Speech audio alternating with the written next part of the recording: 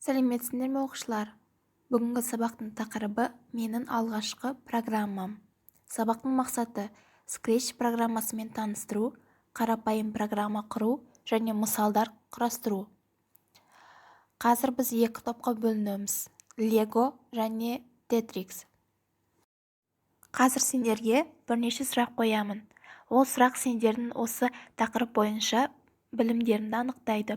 Бірінші сұрақ: программалау тілі дегеніміз не? Екінші сұрақ: программалау дегеніміз не?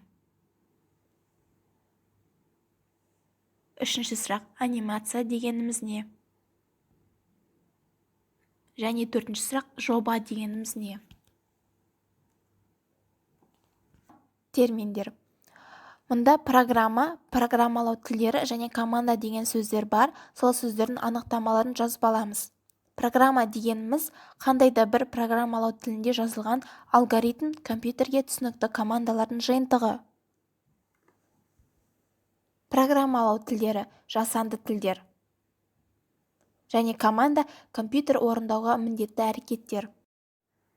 Қазір екі топқа үш тапсырма беріледі. Соның бірінші тапсырмасы Scratch программасын пайдаланып анимация құрылғыларын қалай қолдану керек екеніне мысал келтіреміз. Мысал келтіргеннен кейін сендерге екі топқа екі сұрақ беріледі. Бірінші сұрақ бірінші топтан: Scratch программалау ортасы дегеніміз не? Және екінші сұрағы: Scratch программалау ортасын қалай іске қосады? Екінші топтан бірінші сұрағы: Scratch программалау ортасы неше бөліктен тұрады? Және екінші сұрағы: Scratch терезе ортасындағы басты кейіпкер қалай аталады? Осы сұрақтарға жауап береміз. Екінші тапсырмаға көшейік. Ребус шешіңдер. Кітапта 113 және 114 бетті ашамыз.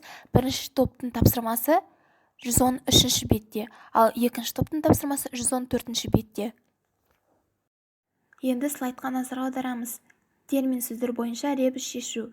Слайдта көріп тұрғандай, мұнда үш сөзді табу керек. Бірінші суретке қараймыз. Қандай сөз жасырылған?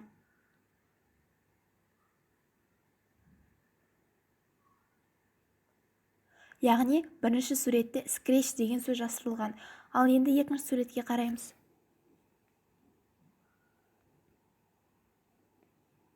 Екінші суретте программа деген сөз жасырылған екен. Және үшінші суретте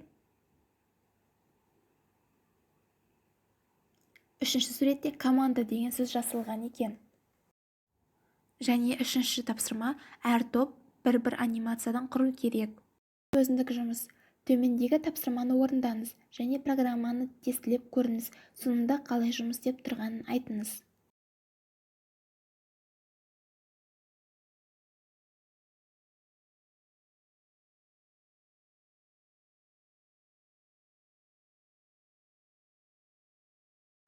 Үй жұмысына 112 беттен бастап 114 бетке дейін тапсырмаларды орындау.